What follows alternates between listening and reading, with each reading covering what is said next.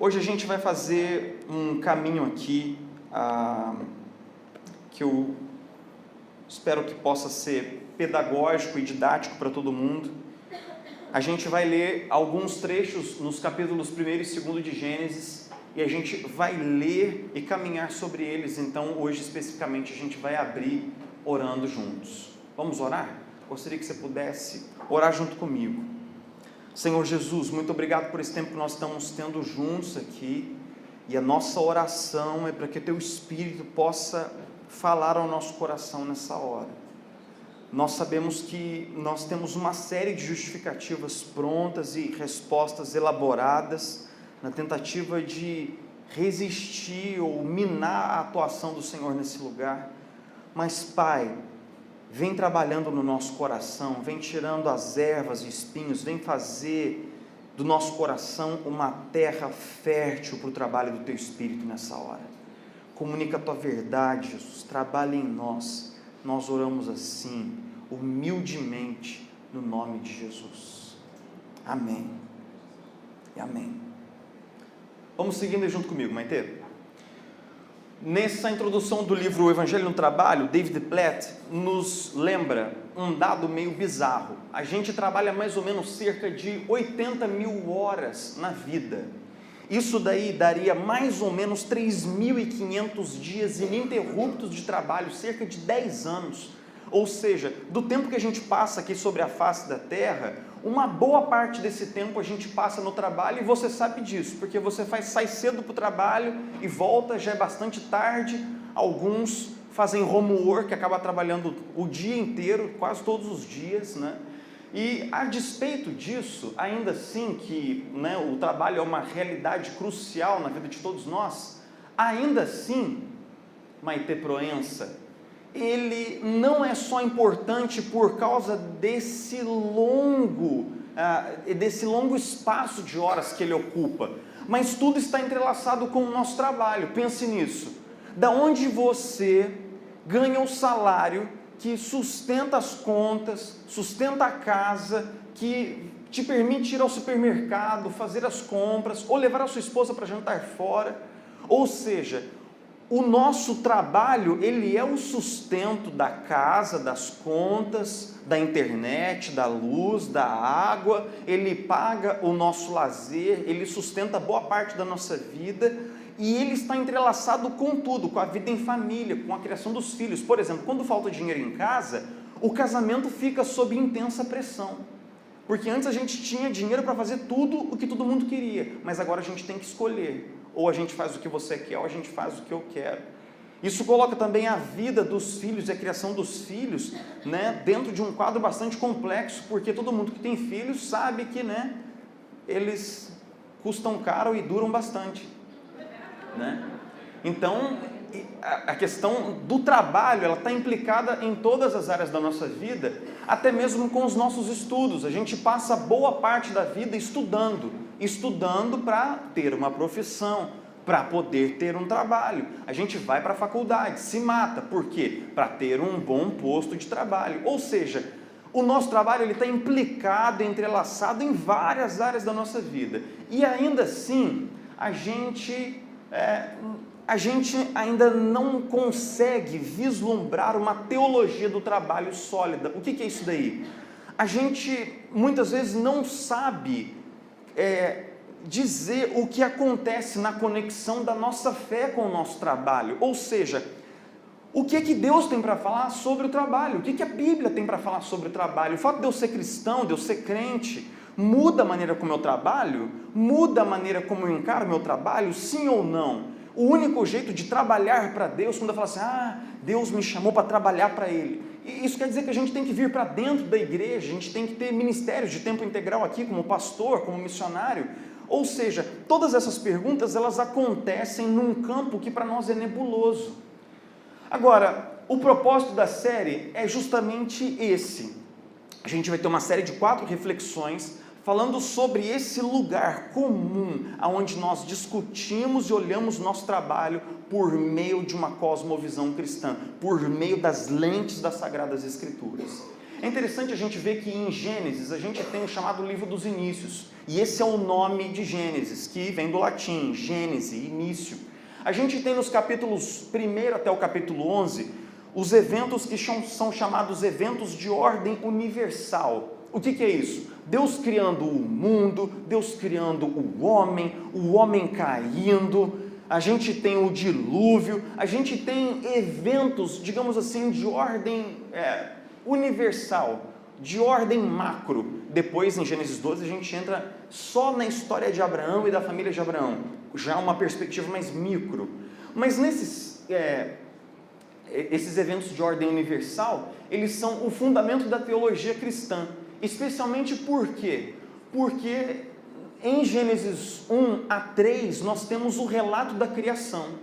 E toda a Bíblia ela é construída sobre esses 3 capítulos. Não tem como você entender, por exemplo, por que Jesus precisava vir, se você não sabe que nós somos criados para um relacionamento pessoal com Deus, Gênesis 1 e 2, nós nos divorciamos desse propósito original, Gênesis 3, e então Deus envia um Redentor para nos levar de volta para casa. O próprio Jesus fica sem pano de fundo, fica sem contexto, quando a gente não guarda na cabeça a importância de Gênesis 1 a 3.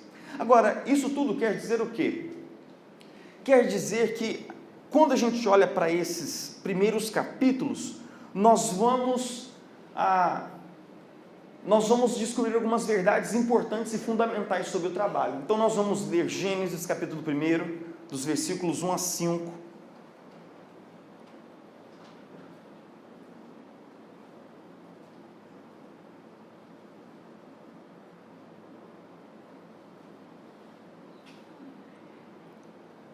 Gênesis capítulo 1, versículo 1, diz assim, vamos ler todos juntos? No princípio Deus criou os céus e a terra. Era a terra sem forma e vazia, trevas cobriam a face do abismo, e o Espírito de Deus se movia sobre a face das águas. Disse Deus, haja luz, e houve luz. Deus viu que a luz era boa, e separou a luz das trevas. Deus chamou a luz dia, e as trevas chamou noite. Passaram-se a tarde e a manhã. Esse foi o primeiro dia. Agora vá lá para o versículo 31 junto comigo. Finalzinho do capítulo 1. Vamos lá? Vamos ler todos juntos. E Deus viu tudo o que havia feito, e tudo havia ficado muito bom. Passaram-se a tarde e a manhã. Esse foi o 6º dia. Assim foram concluídos os céus e a terra, e tudo que neles há. No 7º dia, Deus já havia concluído a obra que realizara, e nesse dia ele fez o quê?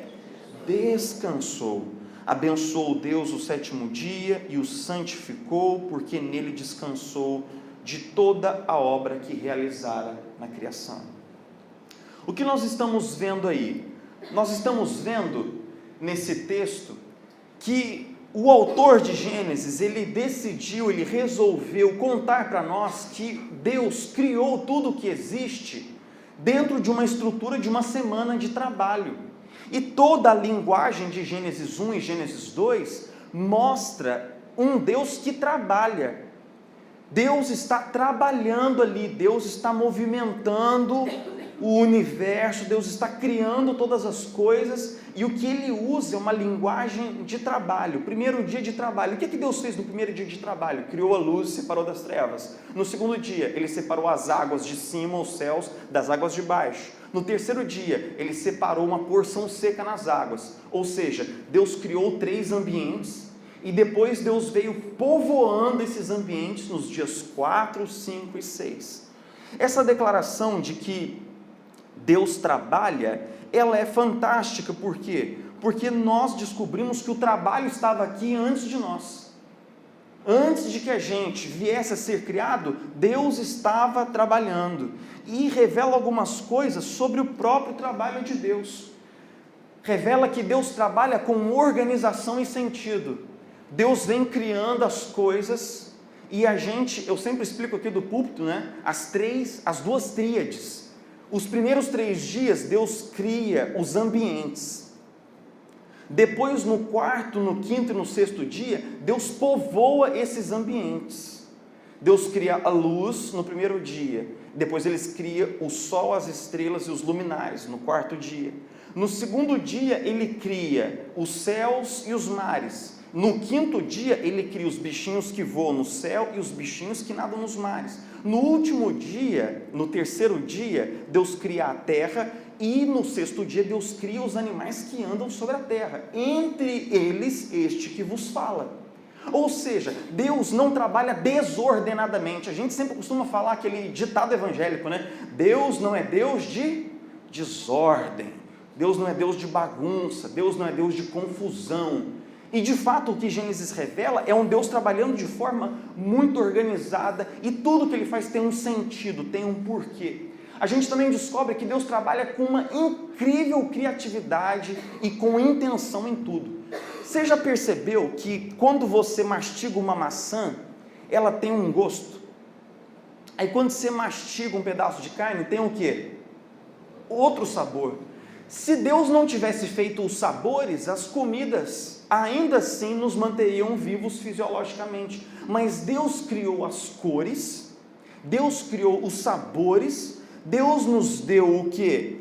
A capacidade de sentir os diferentes cheiros, ou seja, tudo na natureza é muito bonito, cara.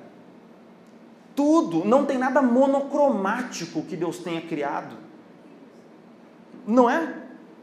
Deus não criou as coisas assim, preto, branco e algumas coisas mais cinzas ou menos cinzas no meio.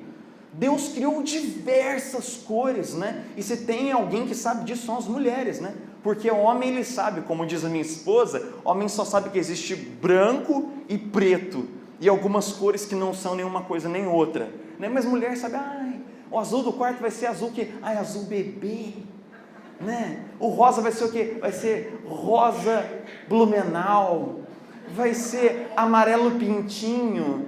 Bicho, assim, eu não sei se nós homens temos um problema no olho ou no cérebro. Em alguma das duas coisas falhou um processo aí, né? Mas enfim, minha esposa diz que tem muita cor bonita por aí, e eu acredito no testemunho dela. Então Deus criou tudo com criatividade e intenção. Nos mitos antigos, como é que o mundo vai surgindo? O mundo vai surgindo da batalha dos deuses, do confronto dos deuses, da guerra dos deuses, do ódio dos deuses. Mas não é ódio que nós estamos vendo aqui.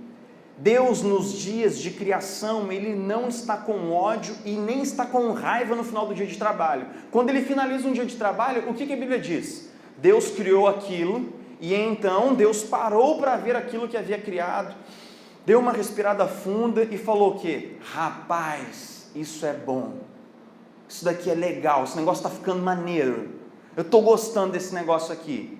Note que os dias, eles denotam uma porção de trabalho e uma porção no mesmo dia de descanso, de repouso, porque diz assim, Deus criou as trevas, Deus criou a luz, separou das trevas, houve tarde e manhã, porque o judeu contava o dia assim, primeiro a tarde, depois a manhã, primeiro dia.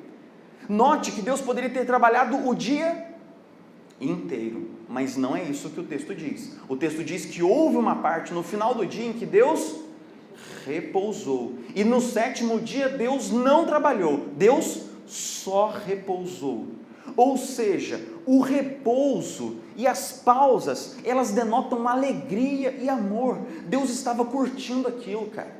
Deus estava criando e estava gostando da vibe, Ele estava falando, caramba, isso daqui está ficando muito louco, mano. Quero ver a hora que eu criar o homem para a gente bater um lero, tal, não sei o quê. Tipo, Ele não chegava no final do dia, nossa, cara, vamos para outro dia de trabalho. Deus estava trabalhando com alegria, Deus estava trabalhando motivado pelo seu amor. A outra coisa que o texto destaca é que Deus trabalha em vários níveis e em diversas formas. E eu quero destacar uma coisa aqui. Quando a gente vai para o capítulo 2, a gente vai descobrir que Deus criou o homem, correto? Como? Deus tomou o pó da terra e fez um boneco. Qual que é a imagem do capítulo 2? a imagem de um Deus fazendo um trabalho braçal, rústico, um trabalho típico de um agricultor ou de um trabalhador braçal do Oriente Antigo Próximo. No primeiro capítulo, Deus trabalha com inteligência, com poder, com dinâmica, Deus trabalha com ordens, diretivas, mas no segundo capítulo, Deus planta um jardim, e não diz ali que Deus disse assim, haja um jardim. O texto diz assim, Deus cultivou um jardim e colocou o homem lá. As imagens de Gênesis 2 sugerem Deus trabalhando de maneira muito braçal. É lógico que a gente sabe que isso não é literal, mas o que isso quer dizer? Quer dizer que os gregos antigos, eles tinham uma visão de mundo onde os deuses haviam criado o homem para fazer o trabalho braçal e sujo que eles não queriam fazer. Os mesopotâmicos acreditavam da mesma maneira. Era a função do homem fazer o trabalho braçal do campo, do plantio, da colheita, porque esse trabalho era degradante, esse trabalho era vil, porque os deuses precisavam de alguém para fazer o trabalho sujo. Mas o Deus da Bíblia não se vê indigno de colocar as mãos na massa. Ele é um Deus que alegremente arregaça as mangas e bota a mão na massa da criação para fazer o homem. Deus não disse, haja o homem. Deus tomou o pó da terra e soprou nele o seu espírito. Deus colocou mãos à obra. Isso é muito importante para tudo que a gente vai conversar aqui. Por quê? Porque, como nós já falamos, para os gregos o trabalho ele era visto de uma maneira muito ruim. Tanto é que o filósofo, ele acreditava que a vida digna era a vida do ócio, da contemplação.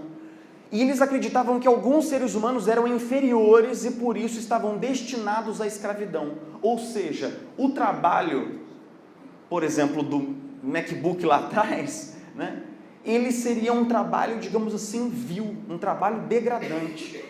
A perspectiva cristã nos ajuda a ver o seguinte, que o trabalho não é um mal necessário, não é uma coisa ruim que a gente tem que fazer para então fazer as coisas boas, que são o lazer, o descanso, mas também o trabalho não deve ser um falso Deus na nossa vida, ocupando o lugar que é de Deus na nossa existência. Então, o que é o trabalho? A gente pode descobrir o que é o trabalho por meio da mensagem do Evangelho. Por quê? Porque nós cremos que o Evangelho muda tudo. O Evangelho muda a maneira como nós encaramos todas as coisas, incluindo o nosso trabalho. Ou seja, nós começamos a articular uma teologia do trabalho, um entendimento cristão. Martinho Lutero, João Calvino, Abraham Kuyper, todos esses nomes se esforçaram para dizer o que Deus espera de nós no nosso trabalho, para articular uma teologia do trabalho. Mas muitas vezes a igreja se esqueceu dessa verdade. Que verdade? A verdade de que Deus, o Deus da Bíblia, é um Deus que trabalha. E o que isso quer dizer para nós? Primeira coisa, o seguinte, a dignidade do trabalho. Todo trabalho aos olhos das Escrituras, desde que ele seja ético, honesto, moral, feito dentro dos limites morais que a Bíblia prescreve e feito com excelência e empenho, é um trabalho digno. A gente costuma dizer o seguinte, a gente aceita essa premissa na nossa cabeça racionalmente, mas não é bem assim. Uma vez uma pessoa me conheceu num contexto, sei lá, uma conversa assim, na rua, no banco, eu não lembro qual era o contexto. Eu sei que ela perguntou para mim o que eu fazia. Falei assim, qual é a sua profissão? Com que você trabalha? Falei assim, eu sou pastor. Ela falou assim, mas tipo assim, você tem um trabalho? Aí eu falei assim, eu também sou professor. Não, mas tipo assim, eu estou falando trabalho, sabe? Tipo, aí eu falei assim, eu sou músico, para completar, né, Silas? Não, mas você não está entendendo. Eu falei, trabalho, entendeu? Você não trabalha? A gente costuma dizer, aliás, a gente não costuma dizer, mas eu vou dizer. Na nossa cabeça, alguns trabalhos são dignos e bons, como ser engenheiro, ser advogado, ser médico, ser doutor e tal. Alguns trabalhos são menos dignos, tipo fica como uma segunda opção se eu não passar bem no vestibular, que é ser pastor, professor, tal. outras coisas. E alguns trabalhos são totalmente indignos, como ser faxineiro, como ser o cara que abastece o seu carro no posto de gasolina, porque são trabalhos braçais, que são degradantes e que não tem nenhum status social, ser pedreiro, ser motorista e tal. Qual é a grande narrativa que a gente tem que desafiar aí? Isso é tudo bobagem. Deus, o Deus cristão, é um Deus que não tem problema de pôr a mão na massa. Todo trabalho é digno, todo trabalho é honrado, quando é feito com ética, com amor, a serviço do próximo. Se você tem um trabalho que tem bastante status social, nós não deveríamos olhar as pessoas de cima para baixo. E se nós temos um trabalho que não tem nenhum status social como o meu, eu não deveria me sentir menor por causa disso, porque em última instância, quem me confere valor pessoal não é o meu trabalho. É o fato de que eu sou um ser criado à imagem e semelhança de Deus e sou amado por Cristo Jesus. É fato que, dentro dessa discussão, a gente deve se lembrar, Deus, o Deus da Bíblia, é um Deus agricultor. E Jesus foi o quê? Carpinteiro. Isso desmonta a questão, a discussão complexa dos subempregos? Não. A Isabela sabe disso que eu vou falar agora. Cara, toda vez que a gente para no engarrafamento para ir para Minas, vem aqueles caras vendendo água no engarrafamento. Cara, aquilo me corta o coração. Me corta o coração. Porque são pessoas, cara, inteligentes, com dons, com habilidades, com talentos, mas que talvez nunca vão descobrir ou vão usar o seu pleno potencial. E isso me deixa aterrado. Isso não deveria acontecer. Todo mundo deveria ter chance para desenvolver os talentos que Deus lhe deu. Toda vez que eu passo num sinal e vejo uma criança fazendo malabarismo, toda vez que eu vejo pessoas trabalhando, exercitando seus dons, não sendo reconhecidos por isso, ou trabalhando sem exercitar os seus dons, eu entro numa baita crise, eu fico mal. Porque na minha cabeça eu tive todas as oportunidades para desenvolver os meus talentos. E eu fico triste, porque eu queria tudo igual para todos. Eu queria que um cara que tem dons artísticos pudesse ir para uma boa escola de artes e se desenvolver lá. Eu queria que um cara que tem uma mentalidade engenhosa pudesse fazer engenharia e inventar coisas que fariam bem para a humanidade. Mas o mundo caído no qual nós vivemos não é assim. As estruturas socioeconômicas são injustas. Nem todos nós recebemos as mesmas oportunidades. Isso é fato. No mundo caído existe subemprego. O que nós não podemos imaginar e nem admitir é que pessoas que trabalham em subempregos, que nós tenhamos um olhar para ela como se fossem seres humanos de segunda classe. Nós temos que ser o primeiro a dignificar essas pessoas. Nós temos que ser os primeiros a tratá-las com igualdade, com hombridade, com honra e respeito. Sim, Senhor, uma água, por favor. Muito obrigado, meu Senhor. Um bom dia de trabalho para você. Porque o nosso Deus, o Deus cristão, é um Deus que arregaça as mangas. É um Deus que, com o seu ato de trabalho, dignificou todo e qualquer trabalho. O trabalho, sim, é digno. Bom, a gente, só para lembrar, né, que Deus pode usar pessoas que vêm de trabalhos que nós consideramos subempregos. Da onde é que Deus tirou o rei Davi? De trás do cuidado anônimo das ovelhas. Da onde veio o profeta Amós, como este que vos fala? Ele estava ordenhando as suas vaquinhas lá pacificamente quando Deus o chamou para ser profeta. Nós todos somos iguais perante os olhos do Eterno. Bom, ou seja, nós vamos ler agora dois textos bem bacanas. Vamos lá, Gênesis capítulo 2, versículo 15. Vamos ler todos juntos? 2,15. O Senhor Deus colocou o homem no jardim do Éden para cuidar dele e cultivá-lo. Tudo bem, agora vamos ler o 19. Depois que formou da terra todos os animais do campo e todas as aves do céu, o Senhor Deus os trouxe ao homem para ver como este lhes chamaria. E o nome que o homem desse a cada ser vivo, esse seria o seu nome. Assim o homem deu nomes a todos os rebanhos domésticos, às aves dos céus e a todos os animais selvagens. Todavia não se encontrou para o homem alguém que o auxiliasse e que lhe correspondesse. Na verdade, essa narrativa aqui precede a criação da mulher, mas por que ela é importante? Porque quando nós olhamos para ela, nós vemos aqui o seguinte: o capítulo 1 ele tem um clímax no versículo 27. O versículo 27 ele foi estruturado literariamente de uma maneira diferente do resto do capítulo 1. Lá no capítulo 1, versículo 27 diz assim: criou Deus, pois, o homem à sua imagem e semelhança, homem e mulher os criou. Ou seja, o clímax do capítulo 1 diz que o homem é um ser que espelha o Criador, há uma semelhança aí.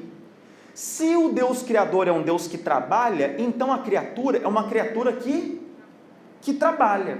Tudo bem. Aí a gente vê o mandato cultural nos versículos 26 e 28. Qual que é o mandato cultural? Deus diz ao homem assim: multipliquem-se, enchem a terra, povoem a terra, dominem sobre as aves dos céus, dominem sobre as criaturas do mar e tal. Ou seja, Deus entrega a criação ao homem para que o homem possa trabalhar na criação e fazer a criação florescer, ser ainda mais bela, para que o homem pudesse continuar a obra criadora do Eterno, ou seja, fazer florescer a criação. E no capítulo 2 a gente tem dois exemplos claros do que significa esse trabalho, porque Deus plantou um jardim e colocou o homem lá para cultivar o jardim. Depois Deus chamou os animais e pediu ao homem que ele desse nome aos animais. Nessas duas narrativas, o homem está fazendo o quê? O homem está trabalhando. Tudo bem. Agora deixa eu destacar um ponto importante aqui. Paulão, qual que é o resultado do seu trabalho?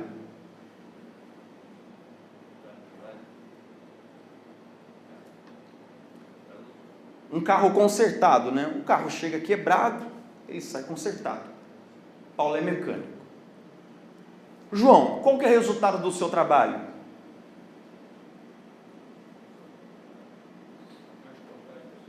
Servir as pessoas, né, com entretenimento, com transporte aqui na cidade do Rio de Janeiro. Thaisa, qual é o resultado do seu trabalho?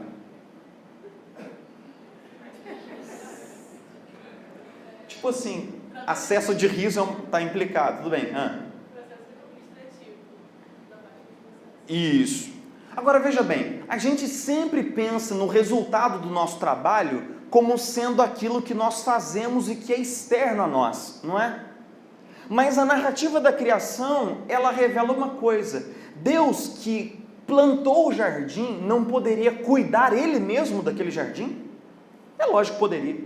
Deus que fez os animais não poderia Ele mesmo dar nome aos animais? É lógico que poderia. Mas por que Deus dá esse contexto para o homem trabalhar? Para que o homem possa desenvolver o seu pleno potencial, para que a criatividade, a inteligência, as potências, a capacidade, o talento, os dons do homem pudessem alcançar o seu pleno potencial, para que o homem pudesse ser tudo o que ele foi criado para ser. Ou seja, quando nós trabalhamos, o resultado do nosso trabalho não é só o nosso salário, não é só os bens e serviços que produzimos, mas somos nós mesmos. Porque quando eu vou para o meu trabalho, eu começo a descobrir meus dons, descubro os meus talentos, eu falo, cara, eu faço isso daqui muito bem, cara, sem falsidade, não é? Não tem coisa que você fala assim, caramba, mas isso daqui eu coloco a mão, esse negócio anda, cara. Não é assim? Você não se descobre no seu trabalho, você não descobre a si mesmo e constrói, edifica a si mesmo no seu trabalho? Pois bem, nós fomos feitos criaturas que trabalham, não só pelo aspecto produtivo, mecânico, maquinário do nosso trabalho, mas porque o nosso trabalho é uma maneira de nós nos encontrarmos a nós mesmos e encontrarmos o nosso lugar no mundo. É uma maneira de eu saber que eu estou conectado com você, porque eu estou servindo você agora. O padeiro, ele tem o seu lugar no mundo, porque se todos os padeiros do mundo deixarem instantaneamente seus postos de trabalho, a sociedade colapsa. Se todos os motoristas de ônibus pararem de dirigir agora, a sociedade ocidental não tem como continuar o seu fluxo. O que isso quer dizer? Quer dizer que o nosso trabalho nos garante um lugar no mundo, nos garante um entendimento de nós mesmos. O que isso quer dizer para nós nas questões mais práticas? Quer dizer que nós geralmente pensamos no nosso trabalho como sendo algo, como está escrito ali, secular. né? Quando alguém me pergunta assim, qual que é o seu trabalho? Eu falo assim, eu sou pastor. Sim, mas você tem um trabalho que seja secular? Não é? A gente tem essa separação, a nossa vida religiosa e a nossa vida dita secular. Seria muito delongado aqui, eu já estou sem tempo, para explicar de onde isso veio. Mas eu quero dizer qual é o resultado desse jeito de pensar que é completamente equivocado. A nossa fé, segue aí, Maitê, ela fica num gueto. Ela só funciona num lugar específico, o templo. Durante um tempo específico, o culto, com um fim específico, prover bem-estar religioso. Mas a vida do dia a dia, ela é construída e executada com uma dinâmica e uma lógica ateísta. Porque é o seguinte, o ateísta, ele não acredita que Deus existe. Então Deus não tem nada a ver com a vida dele. Ele simplesmente toca o barco e faz escolhas profissionais, vocacionais, do dia a dia, decisões importantes de trabalho, sem orar, sem consultar o que a Bíblia diz, sem observar preceitos éticos, sem observar a moral. Por quê? Porque Deus para ele tanto faz. Mas não é verdade que muitos cristãos vivem assim? Que muitos cristãos imaginam que Deus está interessado apenas na vida religiosa deles, mas Deus não tem nada para falar sobre o trabalho deles? Sim, muitos cristãos são ateístas funcionais. Eles agem como se Deus não existisse no que diz respeito ao seu trabalho, e isso é extremamente perigoso. Herman Dooyeweerd, que foi um filósofo holandês, ele diz o seguinte: quando a igreja vive o evangelho só nas quatro paredes, e esse evangelho não entra no trabalho, nos estudos, na faculdade, no lazer, no dia a dia, na maneira como a gente vai para o shopping, como a gente faz compras, a igreja fica aquele sal sem sabor de Mateus 5. A igreja, ela deixa de ter impacto real sobre a vida das pessoas. Para nós reformados, tudo na nossa vida é para Ele. Tudo diz respeito a Jesus. E eu quero lembrar 3 passagens aqui. Primeira que nós lemos aqui no início do culto: quer vocês comam, quer vocês bebam, façam tudo para a glória de Deus. 1 Coríntios 10:31. Jesus falando que quando a igreja ela perde o seu contraste, ela se torna como um sal que não tem sabor. Mateus capítulo 5, versículos de 13 a 16. E o final dessa doxologia de Paulo em Romanos 11:36, que diz assim: porque dele, por ele e para ele são todas as coisas. O que é que está fora desse todas as coisas aí? Absolutamente nada. Porque dele, por ele e para ele são todas as coisas. A Deus toda a glória para sempre, e como ele diz, amém. Ou seja, o nosso trabalho tem que ser repensado como sendo sim para a glória de Deus. E isso eu vou fechar com algumas implicações práticas. Segue aí comigo, Maitê. Vamos ler todo mundo o ponto 1. Vamos lá? Vamos ler todos juntos. O trabalho é uma necessidade. Cara, ninguém destaca isso tão bem quanto Tim Keller no seu livro. Ele diz exatamente assim: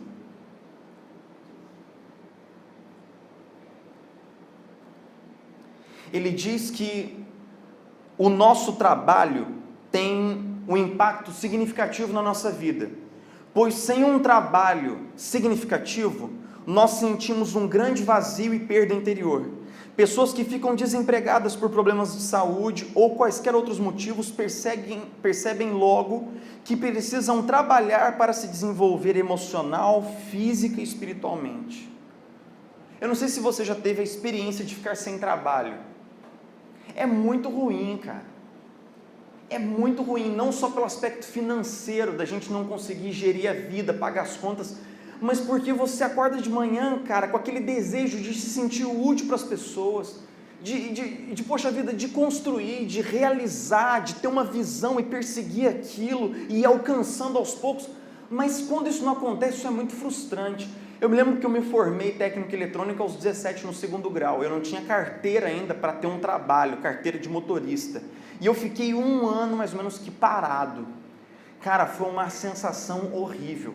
Chegou por fim, cara, isso colidiu também com o fato de que minha irmã teve câncer, e aí um amigo da família falou assim: cara, falou para o meu pai biológico, traz o seu filho para trabalhar na fazenda.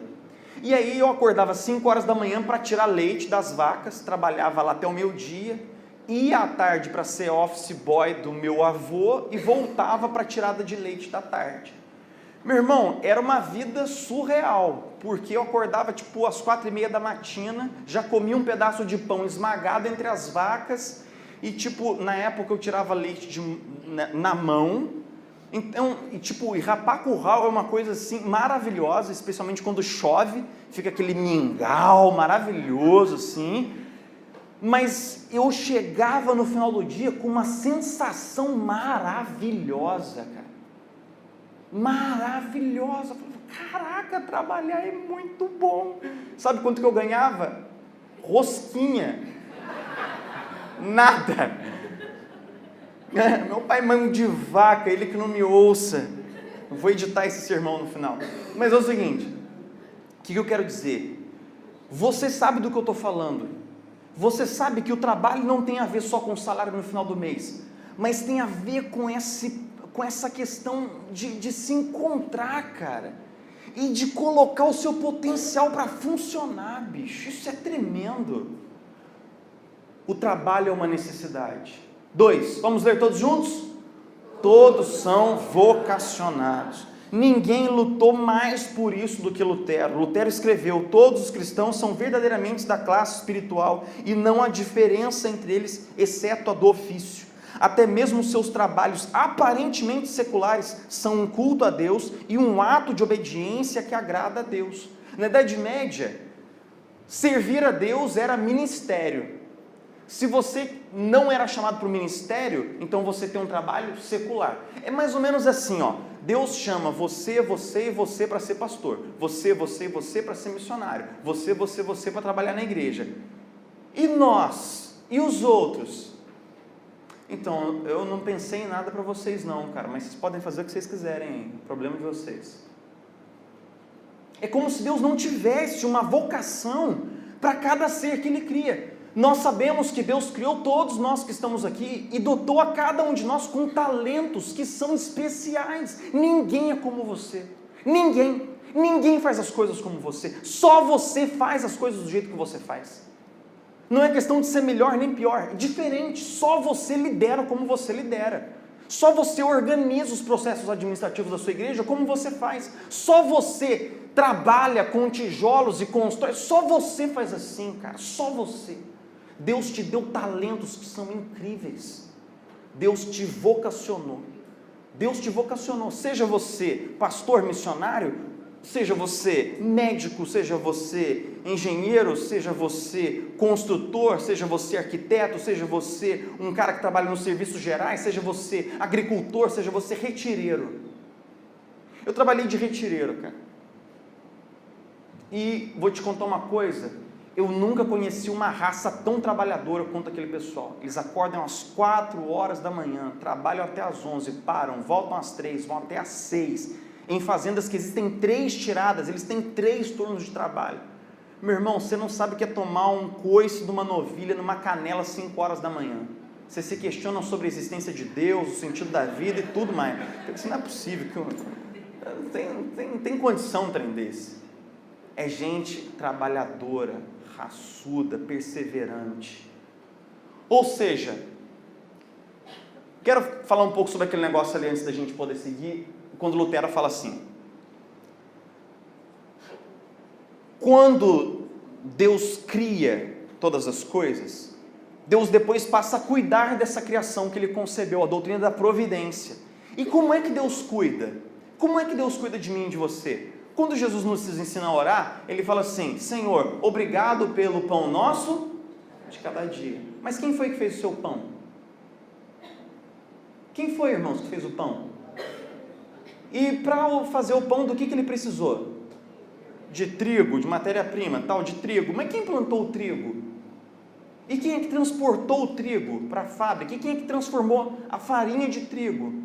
O que Lutero diz quando ele diz assim: Deus sustenta as famílias, porque quando a ordenhadeira, a mulher que ordenha a vaca, ela ordenha, na verdade Deus está ordenhando a vaca através das mãos daquela pessoa. Deus está cuidando de nós através de cada pessoa que faz o seu trabalho e contribui para que a sociedade exista. Isso é fantástico, cara. Quer dizer que o seu trabalho é trabalho de Deus. Quer dizer que Deus está trabalhando com você e através de você para abençoar as pessoas que estão ao seu redor. Isso é fantástico, isso é glorioso. Quer dizer que a gente pode acordar todo dia com um profundo sentido no nosso trabalho, porque tem tudo a ver com o trabalho de Deus.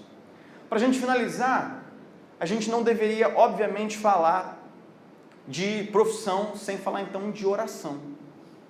Pense nisso. Terceiro, vamos ler todos juntos?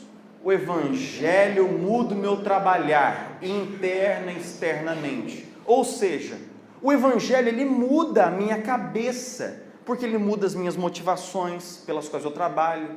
Não só ficar rico, ser poderoso, mas servir as pessoas, abençoar a sociedade, abençoar o meu próximo. E muda externamente o meu trabalho, porque eu passo a fazer o meu trabalho com ética, com mais zelo e com excelência. Por fim, vamos lá todos juntos? Nem indolência, nem idolatria. O que eu quero dizer aqui? Se você me acompanhou em tudo que eu disse até aqui, você sabe que nós não temos nenhum pretexto para sermos indolentes com o nosso trabalho. Eu tenho que fazer o meu trabalho o melhor que eu puder todos os dias, porque ele é para a glória de quem? Quem é o seu público-alvo final do seu trabalho? Deus. O seu chefe, em última instância, é Deus. Agora, eu também não posso fazer do meu trabalho um ídolo, ou seja, deixar que o meu trabalho seja aquilo que me traz realização, sentido pessoal, sentido para a vida. Por quê? Porque aí o trabalho passou a ser mais do que ele deve ser. Nós cristãos que vivemos no Evangelho, nós não estamos pendidos nem para um lado, nem para o outro. Agora eu gostaria de encerrar essa reflexão propondo o seguinte, caminha comigo aí, Maite, para a gente finalizar. Você já parou para pensar comigo que Jesus trabalhou? Sabe o que tem lá em Marcos, capítulo 6, versículos 2 e 3? Segue aí, Maite. Esse pequeno trecho. Vamos ler todos juntos? Vamos lá? Que sabedoria é esta que lhe foi dada, e estes milagres que ele faz? Não é este o carpinteiro, filho de Maria e irmão de Tiago, José, Judas e Simão? Jesus chegou em Nazaré da Galileia, sua cidade natal, e começou a pregar ali entre eles. E as pessoas começaram a ficar atônitas, cara, apavoradas, porque, cara, da onde que ele tira essas coisas, bicho? Existem várias teorias de que Jesus teria ido para o Oriente Médio para estudar ao pé de gurus e se espiritualizar e tal. Esse texto diz uma coisa completamente distinta. Ele diz que as pessoas estranhavam a sabedoria de Jesus porque Jesus estava todo dia ali no meio deles. Fazendo o quê? O seu trabalho de carpinteiro. Por quê? Porque o seu pai morreu. O seu pai, que era carpinteiro, morreu. E Jesus passou a vida fazendo o quê? A carpintaria, que era a profissão da família, para sustentar a família. Qual era o material de trabalho de todo dia de Jesus? Martelo, pregos e o que mais? Agora imagine a rotina de trabalho de Jesus. Quando ele pegava um arado, ele pegava uma porção de madeira, pregava os pregos e batia com o martelo neles, sabendo que um dia ele seria pregado no madeiro. Você já parou para pensar que o trabalho de todo dia de Jesus era uma repetição constante do trabalho último de Jesus, que era ser pregado na cruz do Calvário? Você já parou para pensar na sabedoria de Deus, de colocar Jesus ali naquele ateliê, de Jesus acordar cedo todo dia e pegar um pedaço de madeira e bater aqueles pregos fazendo móveis e fazendo instrumentos de trabalho e pensar assim: um dia eu vou fazer o meu último trabalho, um dia eu vou fazer a minha última obra-prima, quando eu serei pregado no madeiro. Sabe qual é o resultado do trabalho de Jesus? Você. Você é o resultado do trabalho de Jesus. O trabalho de Jesus tem um resultado glorioso. Você é a obra-prima de Jesus. Não tem nenhum outro trabalho que Ele tenha feito, que Ele tenha dado tanto prazer e alegria como você. Você é a obra-prima do Salvador. Você é o resultado mais glorioso de tudo aquilo que Jesus fez. Você é a obra-prima de Jesus. O Evangelho muda tudo. Tudo é tocado pelo Evangelho. Tudo é mudado pelo poder do Evangelho. Vamos orar todos juntos?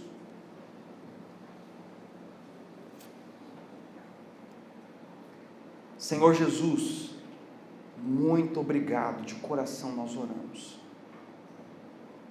Muito obrigado porque você não se furtou a ter as suas mãos bondosas e generosas serem rasgadas pelos cravos na cruz do Calvário. Nós sabemos, Jesus, que você não estava abrindo os seus braços para os cravos apenas, mas você estava abrindo o seu abraço para nós, para cada um de nós que está aqui.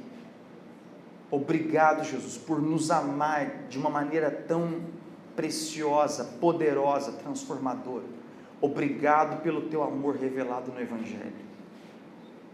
Que o teu Evangelho, Jesus, possa transformar tudo o que somos e assim também o nosso trabalho. Nós oramos no nome de Jesus. Amém e amém.